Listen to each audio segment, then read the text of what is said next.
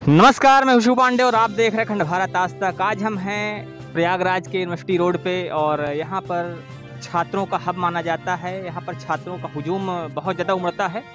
यहाँ पर हम बात करेंगे कुछ छात्रों से और जानने की कोशिश करेंगे कि उनकी क्या है मूलभूत समस्याएं और किन समस्याओं पर वो बात करना चाहते हैं, किन समस्याओं को दूर करना चाहते हैं। इन समस्याओं पर बात करने वाले हैं। हमारे सामने एक छात्र हैं, इनसे बात करते हैं। भैया, क्या आज के जो विद्यार्थी हैं, आज के विद्यार्थियों को क्या समस्याएं हैं मूल रूप से? विद्यार्थियों के मूल रूप से समस्याएं होती हैं, वैकेंसियाँ आती हैं तो कहीं न कहीं जैसे कोर्ट में चली जाती हैं, जो कि इसके लगातार समस्याएं आती रहती हैं। लोग daily 1 lakh 2 lakh graduation pass करके तैयारियों में लग जाते हैं, तो यही संख्या जाके बढ़ के कभी ज़्यादा हो जाती है। इसलिए बेरोजगारियाँ ज़्यादा बढ़ती जा रही हैं। हर रोज हर साल बहुत सारे लोग ग्रेजुएशन करते हैं, हर साल बहुत सारे लोग पढ़ाई करके निकलते हैं, लेकिन उस अनुपात में जो वैकेंसीज हैं नहीं आती हैं और इस तरह से बेरोजगारों की संख्या लगातार बढ़ती जाती है, बेरोजगार लगातार बढ़ते जाते हैं। विद्यार्थी तरह तरह की समस्याएं बता रहे हैं। विद्यार्थी का कहना है कि जो वैकेंसीज हैं, वैकेंसीज उस अनुपात में नहीं आ रही हैं जिस अनुपात में लड़कों की संख्या है, जिस अनुपात में लड़के पढ़ लिख कर निकल रहे हैं। आपके हिसाब से क्या होना चाहिए वैकेंसीज के लिए, क्या किया जाना चाहिए ताकि विद्यार्थियों की समस्याएं दूर हो सकें? इसके हिसाब से जितने भी वैकेंसियाँ हैं उसको सरकार को लिस्ट बनानी चाहिए, उसके हिसाब से उसको वैकेंसी को निकालना चाहिए, विज्ञापन निकालना चाहिए, जिससे कि उसको फिलअप करके वैकेंसियाँ फिलअप हो सकती हैं। उससे जो बेरोजगारी स्तर है उससे कम हो सकता है। सरकार को विज्ञापन निकालना चाहिए, सरकार को जो वैकेंसीज हैं उनको फिलअप करने की कोशिश करना चाहिए, जिससे जो छात्र बेरोजगार हैं उनकी बेरोजगारी को ज़्यादा से ज़्यादा दूर किया जा सके। कुछ और लोग हैं, इनसे भी बात करते हैं, जानने की कोशिश करते हैं कि विद्यार्थियों की समस्याएं क्या हैं। यहाँ पे और कुछ लोग दिख रहे हैं हमें सामने। आपके हिसाब से अगर छात्रों की समस्याओं पर बात करें तो छात्रों की क्या समस्याएं हैं आज के युग में, आज की डेट में? छात्रों की समस्याएं आज के युग में यही है कि बहुत परेशान है, क्योंकि 5 साल हो गया योगी जी की सरकार में वैकेंसी नहीं है और जो आती है वो लंबित पड़ी रह जाती है। उनका एग्ज़ाम नहीं करवाया जाता है, एग्ज़ाम भी करवाया जाता है उसका परिणाम जल्दी नहीं घोषित किया जाता है। इस वजह से बच्चे बहुत परेशान हैं इसको लेकर के। छात्रों को बहुत सारी समस्याओं का सामना करना पड़ता है। जो वैकेंसीज आती हैं वो लंबित पड़ी रहती हैं, उनका परिणाम जारी नहीं होता जल्दी से। लेकिन सरकार कहती है कि हमने बहुत सारी वैकेंसीज निकाली हैं, 2 करोड़ लोगों को रोजगार दिया है। तो आपके हिसाब से जो 2 करोड़ रोजगार है वो दिख रहे हैं फील्ड में या नहीं दिख रहे हैं? कहाँ दिख रहे हैं बताइए, कोई बता दे कहाँ दिख रहे हैं? क्यों आंदोलन कर रहे हैं बच्चे? और जो वैकेंसी रेलवे की ये 2018 या 19 की वैकेंसी है शायद, अभी तक पड़ी थी। अब इसमें इन्होंने ना कराने की वजह से इन्होंने क्या कहा कि हम रेलवे ग्रुप डी की एग्ज़ाम एक मतलब CBT 1 CBT 2 में लेने की कोशिश कर रहे हैं। तो ग्रुप डी की पेपर कोई ऐसा 2 पेपर लेने का तो हमारे हिसाब से नहीं बनता है। तो इस वजह से बच्चे बहुत परेशान हैं मेरे हिसाब से, स्टूडेंट मैं भी हूँ। ग्रुप डी की जो वैकेंसी है उसमें 2 पेपर लेने की बात की जा रही है। जो छात्र हैं आंदोलन कर रहे हैं इस विषय को लेके, तो छात्रों के हिसाब से ये चीज़ कितना सही है? छात्रों के हिसाब से ये तो 90% सही है। मैं तो मानूंगा कि 90% ही बिल्कुल सही है। एक ही पेपर होना चाहिए, अभी तक एक ही पेपर होता रहा है। एक ही पेपर होना चाहिए, लेकिन जो 2 पेपर का भी एक प्रावधान आया है, वो प्रावधान कितना सही है अगर छात्रों के हिसाब से देखा जाए? क्योंकि आप भी एक छात्र हैं, तो आपके हिसाब से क्या ये चीज़ सही है या गलत है? नहीं, हमारे हिसाब से ये चीज़ गलत है बिल्कुल। क्यों गलत है? रेलवे बोर्ड का भी अपना एक उसका कहना। रेलवे बोर्ड का गलत है तो ये अभी तक कोई ये तो वैकेंसी निकालने से पहले ये चीज़ें कर देनी चाहिए इनको। तो ये जब एग्ज़ाम का समय आ गया, एग्ज़ाम की डेट आ गई, तब ये निर्णय लेना उचित नहीं है ना सरकार को। एग्ज़ाम की डेट आने पर अचानक ये जो पेपर है, पेपर 2 पेपर कर देना, ये गलत है छात्रों के हिसाब से। सर, आपके हिसाब से अगर देखा जाए तो छात्रों की जो मूलभूत समस्याएं हैं वो कहाँ पे आ रही हैं? छात्रों की मूलभूत समस्याएं मुख्य यही है कि गवर्नमेंट जो वैकेंसियाँ निकाल रही है वो क्लियर हो नहीं रही है। कोविड भी एक रीज़न है इसका। कोरोना के बढ़ते इसको देखते हुए ही पेपर सारे निरस्त किए गए हैं। तो कोरोना को देखते हुए पेपर निरस्त किए गए हैं और जो वैकेंसीज नहीं आ रही हैं वो भी एक समस्या है। लेकिन छात्र बहुत ज़्यादा उग्र हो रहे हैं, तो छात्रों का उग्र होना इस सिचुएशन में कितना सही है? छात्रों का उग्र होना बिल्कुल सही नहीं है। ये एक अनएजुकेटेड पर्सन की जो पहचान है, मान ये समझ सकते हैं आप। छात्रों का उग्र तो उग्र होना वहीं तक स्वाभाविक है जहाँ तक चल सके।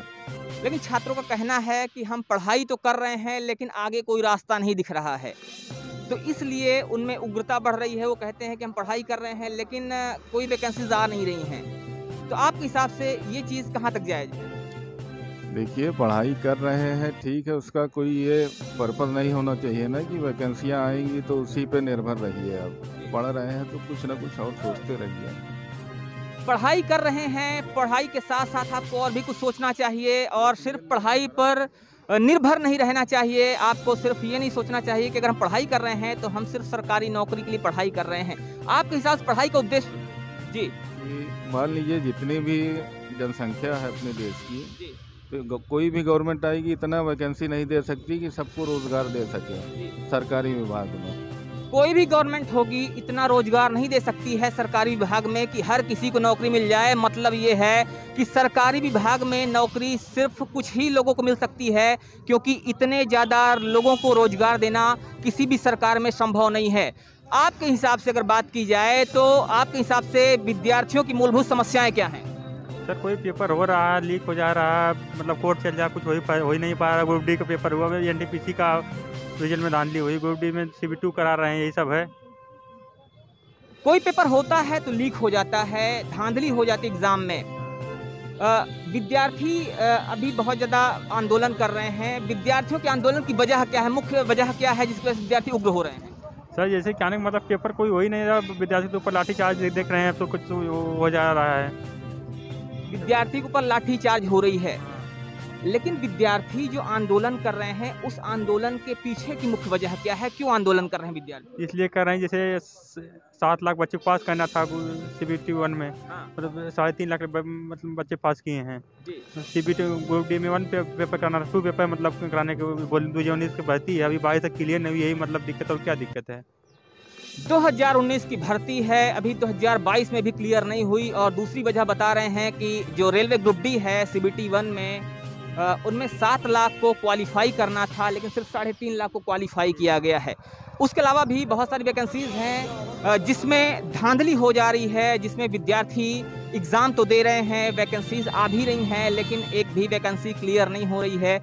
ये एक मुख्य वजह है और इसी वजह से विद्यार्थी बहुत परेशान हैं और वो आंदोलन करने को मजबूर हैं या आंदोलन कर रहे हैं। सर, आपकी वजह से आपके हिसाब से जो विद्यार्थी हैं, विद्यार्थी जो चूँकि आंदोलन कर रहे हैं, बहुत सारी परेशानियाँ अपनी शो कर रहे हैं, दिखा रहे हैं, क्या वजह है इसकी? देखिए, आपको एक बात, वर्तमान वस्तुकाल परिस्थिति समय से हम आप सब लोग अवगत हैं। रोटी, कपड़ा, मकान, बिजली, पानी, सड़क, चिकित्सा, शिक्षा, स्वास्थ्य का हमारा संविधान में मौलिक अधिकार प्रदत्त है। लेकिन वर्तमान में देश की दिशा और दशा आपको देख रहे हैं। बेरोजगार हिंदुस्तान में बेरोजगारों की भरमार हो गई। सबसे ज़्यादा हमारे उत्तर भारत और उत्तर प्रदेश में, पूर्वांचल क्षेत्र में बेरोजगार हैं। सरकार की कोई नीति नहीं है। सरकार, केंद्र की सरकार 7.5 वर्षों में जो उन्होंने घोषणा किया और जो उन्होंने वादा किया, उस वादे पर वो खरे नहीं उतरे और रोजगार न देकर ये सारी रोजगार की परीक्षाएं जो भर्ती होती हैं प्राइवेट एजेंसियों से परीक्षा करा रहे हैं। पेपर छपा नहीं, पेपर आउट हो गया। हम सेंटर पर जाते हैं, परीक्षा देते हैं, बाद में आते हैं, पता लगता है कि एक सालभर गैंग पूरा समूल पेपर आउट करा ले रहा है। एक भी परीक्षा इनकी सफल नहीं हुई। आप वर्तमान आज के समय में जो सबसे ज़्यादा इधर 4-5 दिनों से ये पूरे बिहार, उत्तर प्रदेश में जो रेलवे भर्ती बोर्ड का मामला चल रहा है, पूर्व की सरकारों ने 10 से 12 लाख कुली लोगों को ग्रुप डी की सर्विस दिया। वर्तमान की सरकार ने जो गाइडलाइन बनाया उस पर विद्यार्थी अपना तैयारी किए। 3 वर्ष के बाद इनका परीक्षा हुआ, रिजल्ट आया, उसके बाद भी न्याय नहीं हुआ, उस पर भी न्याय नहीं हुआ। अगर हम इस देश के भारत के नया भारत, हम इस देश के नौजवान हैं, हम अपने अधिकारों की मांग करते हैं तो हमको पुलिस लाठियों से पीटती है। अगर कोई शिक्षक के समझाता है समाज में कि समाज में हमारे हिंसा न हो, बलवा न हो, उसके ऊपर भी मुकदमा कायम कर दिया जा रहा है। यह देश के चलाने वाले जो मुखिया लोग हैं किस तरह का न्याय कर रहे हैं आप देख लीजिए। आज अगर हम न्याय के लिए अपनी बात को कहते हैं, जो हमारे मुखिया जो संविधान में नियमावली बनी है, कार्यपालिका, व्यवस्थापिका और न्यायपालिका, चौथा स्तंभ महोदय जी आप लोग भी हैं। आप लोग भी सजग और होशियार होके हमारी बातों को दिखा रहे हैं, इसकी बधाई हो। लेकिन हमको आने वाले समय में यह प्रतीत होता है कि हिंदुस्तान में बेरोजगारों की भरमार हो रही है। अगर केंद्र सरकार और राज्य सरकार, हम किसी दल की बात नहीं करते, अगर वो हमारी बातों को नहीं सुनेंगे, नहीं चेतेंगे, तो आने वाला समय बहुत खराब होगा। 18 वर्ष से 35 वर्ष का मतदाता, 18 वर्ष से 35 वर्ष तक का इस देश का नागरिक, वह आज सड़कों पर सफर कर रहा है। कहीं बात लेकर अपनी जाता है किसी प्रशासनिक अधिकारियों के यहाँ, तो उनकी बात नहीं सुनी जाती। हमको संविधान में कहा गया कि जनता राजा है, लेकिन जनता राजा है तो जनता अगर राजा है तो उसके ऊपर इतनी जुल्म ज्यादती क्यों हो रही? हमारे वोट से चुने जाते हैं, आप केंद्र और राज्य चलाते हैं, आपके मातहत अधिकारी जिले में किस तरह का कार्य करते हैं 3 दिन पूर्व आप लोगों ने देखा है। जनता राजा है, फिर जनता के ऊपर ये अत्याचार क्यों होता है? हम बात करते हैं कुछ और लोगों से। अभी भैया ने कहा जनता राजा है, जनता के ऊपर अत्याचार क्यों? आपके हिसाब से क्या है, क्या सही है, कितना सही है? तो मुझे लगता है लोकतंत्र को एकदम से पूर्णतया खत्म कर दिया गया है। जिस प्रकार से हम रूम में कल बैठे हुए थे और हमारे ऊपर लाठीचार्ज हुई, जिसका प्रतीक खुद देख रहे हैं। आपके ऊपर लाठीचार्ज हुई थी? जी सर। क्या वजह थी लाठीचार्ज होने की? हम यहाँ पे लोग एनटीपीसी का धरना दे रहे थे, उसके बाद प्रशासन की तरफ से लाठीचार्ज हुआ। तो बच्चों के पास तो कुछ नहीं था, उन्होंने पथराव किया, जिसकी वजह से लड़के हम लोगों के लॉज में भी आ गए और प्रशासन के द्वारा पूरी तरह से लड़कों के ऊपर लॉज में घुस के लाठियों से प्रताड़ित किया गया। ऐसा लग रहा था कि 1857 की क्रांति याद आ रही थी। जितने लड़कों पर लाठीचार्ज हुई, क्या वो सभी दोषी थे? नहीं, सभी लोग दोषी नहीं थे, जिसमें से मैं भी हूँ। आराम से पढ़ रहा था, कुछ लोग बाहर से आ गए, घुस गए, उसके बाद हम लोगों को बाहर का लॉक कर दिया गया, प्रशासन को बुलाया गया पूरी तरह से। जब सभी लोग आ गए तो पूरी तरह से सब लोगों के ऊपर लाठीचार्ज हुआ। सभी लोग उसमें दोषी नहीं थे, कुछ लोग ऐसे थे जो कि चुपचाप अपने कमरे में बैठकर पढ़ रहे थे, लेकिन तभी अचानक पुलिस वाले आते हैं और अचानक प्रशासन के लोग आते हैं। उसमें से कुछ लोगों का फ़ोन ले लिया गया, आधार कार्ड, डॉक्यूमेंट जमा करवा लिया गया। उसके बाद फिर बताया जा रहा है कि उन लोगों के भी ऊपर FIR हो चुका है। उन लोगों के ऊपर FIR हो चुका है। लड़के, एक चीज़ और आती है बार बार दिमाग में कि जो लड़के इतना ज़्यादा उग्र हो रहे हैं, इन लोगों के उग्र होने की वजह क्या है? क्यों इतना ज़्यादा आंदोलन कर रहे हैं? आंदोलन होने की वजह सर वो अपनी मांग कर रहे हैं, कोई नाजायज़ चीज़ तो नहीं कर रहे हैं ना। मांग करना उनका काम है, उनका कर्तव्य है। अगर उनको रोजगार नहीं मिलेगा तो बताइए क्या करेंगे वो लोग? रोजगार नहीं मिलेगा तो क्या करेंगे? मतलब जो विद्यार्थी हैं पढ़ाई कर रहे हैं लेकिन रोजगार मिल नहीं रहा है। सरकार कहती है कि हमने बहुत सारी वैकेंसीज दी हैं, हमने बहुत सारे रोजगार दिए हैं लोगों को, 2 करोड़ रोजगार की बात की जाती है। आपके हिसाब से कितना सही? वो तो आप देख ही रहे हैं सर, 2019 की वैकेंसी थी, 2022 चल रहा है, तो अभी तक फाइनल नहीं हुए। तो अगर एक वैकेंसी को फाइनल करने में 3-3, 4-4 साल का समय कर दिया जा रहा है, तो फिर आगे की ज्वाइनिंग तक कितने समय का हो जाए? उससे पंचवर्षीय तो वैसे होगी, तब तक दूसरी सरकार आ जाएगी, तो क्या होगा? वो कहेगी हम अपने तरीके से करवाएंगे, फिर वैकेंसी को निरस्त कर दिया जाता है। समीक्षा अधिकारी की आप देख ही रहे हैं सब कुछ। तो बहुत सारी समस्याएं हैं विद्यार्थियों की। वैकेंसी आती है, वैकेंसी आने के बाद उसमें कभी पेपर आउट हो जाता है, कभी धांधली हो जाती है, कभी कोई समस्या हो जाती है।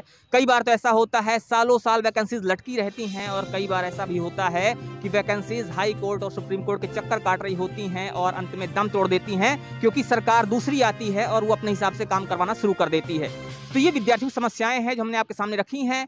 ये विद्यार्थी थे इलाहाबाद यूनिवर्सिटी के आसपास के रहने वाले, जो कि यूनिवर्सिटी रोड के नाम से जाना जाता है, और यहाँ के विद्यार्थियों से हम बात कर रहे थे। उम्मीद करते हैं कि इनकी जो आवाज़ है वो आगे तक पहुंचेगी और आप उसको आगे तक पहुंचाने में मदद करेंगे। मिलता हूं फिर से कुछ ऐसी ही खास वीडियो के साथ, खास जानकारी के साथ। तब तक के लिए जय हिंद, जय भारत।